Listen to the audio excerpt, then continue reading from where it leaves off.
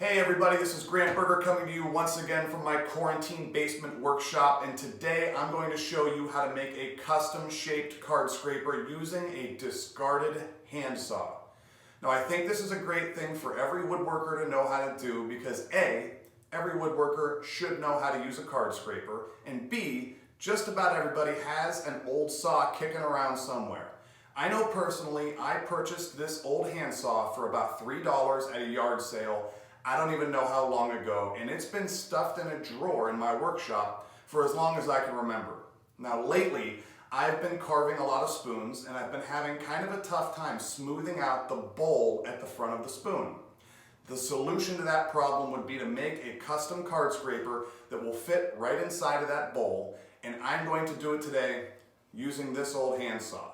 The tools used for this project are as follows. You will need a handsaw and a Sharpie, either a hacksaw or an angle grinder outfitted with a metal cutting disc, preferably an angle grinder with a safety switch, a blade guard, and a T-handle.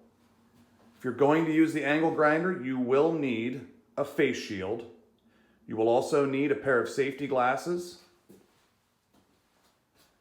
You will need a bench grinder or a mill file, and all of the tools previously mentioned in my card scraper tune-up video. They are a mill file, a metalworking vise, a wooden hand screw, sharpening stones, a DMT diahone, a burnisher, and the magic wooden block. Now that we've got our tools together, the next step in the process is going to be drawing the shape that we want to cut out on our saw blade. This is where the Sharpie comes in handy.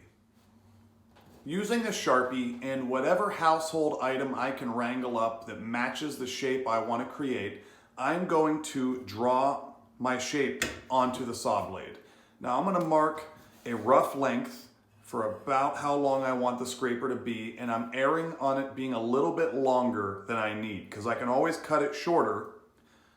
I'm going to trace the item. For me, this is a roll of electric tape. And using a ruler, I'm going to carry the line off the end of the saw.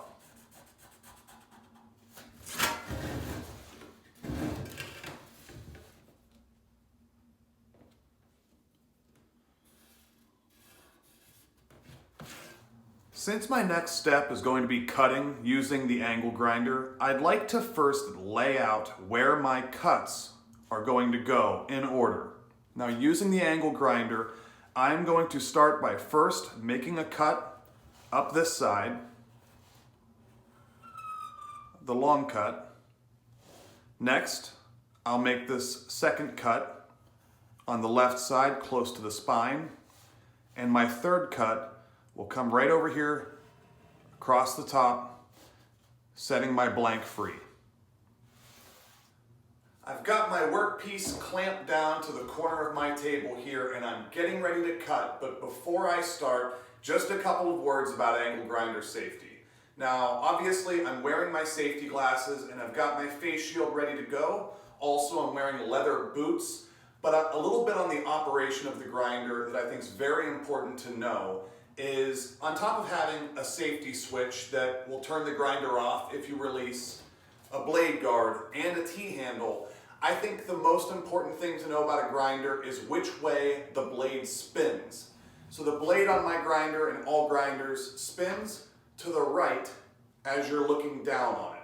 You're always going to want to make sure when you're cutting with an angle grinder that you are cutting in a way where the blade is going away from you.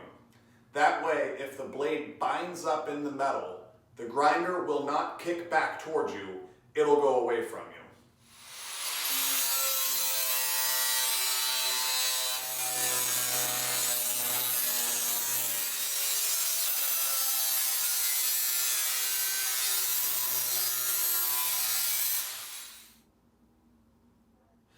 Now that I've got the blank cut out, the next step is going to be refining the curved shape at the end of the card scraper. I'm going to do that today on a bench grinder. Now this is a high-speed bench grinder. It spins at 3,600 RPMs. I'm going to be very careful while using this to bring my shape out to not get the blade too hot and ruin the temper of the steel. So I'm going to take little bites off of the corners and start working my way down. And if at any point I start to feel any heat transferring through that blade, I'm going to stop, take a minute, sit it down, wait for it to cool down, and then go back to the grinder.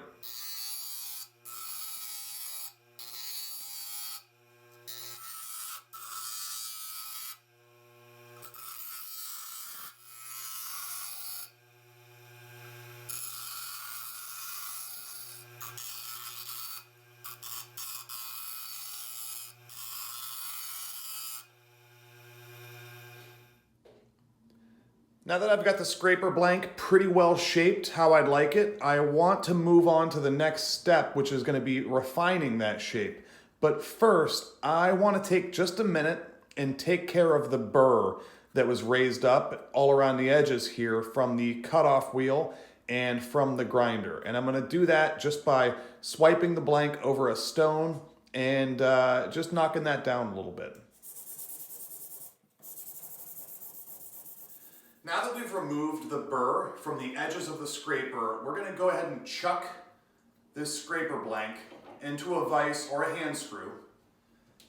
And we're going to fair the curve the rest of the way out using a mill file.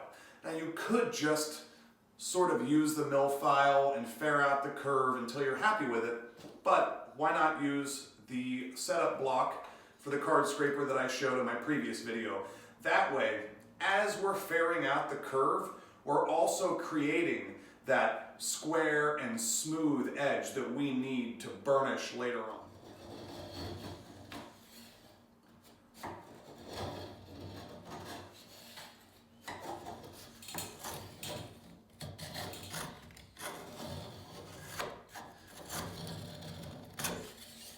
Now this is something you would want to do on any edge that you plan to use as a cutting surface. Now if all has gone well, you should have a very nice, square, smooth edge around the cutting surface. And from this point forward, you are just going to be going through the steps that I laid out in my previous video on how to tune up a card scraper. I'm going to do them now, but I'm not going to break them down step by step. So I'm just going to film it and you can take a look.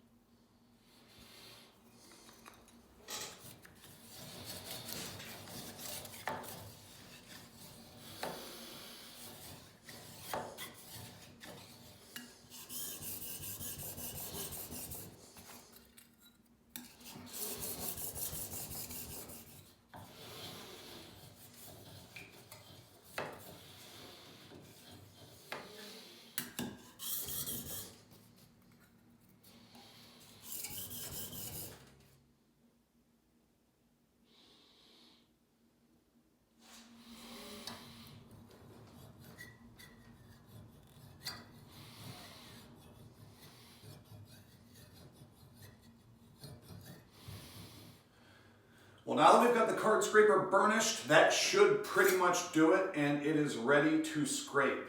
The last thing that I like to do whenever I make a little handheld scraper like this, meaning I'm going to be holding it thusly, I like to get a little bit of sandpaper and just kind of round off the parts that I'm going to be touching. I don't want to cut myself or have the metal digging into my skin while I'm working, so I'm going to round off the tactile areas of the scraper, and I hope you tune in next time for my next video. Thank you very much.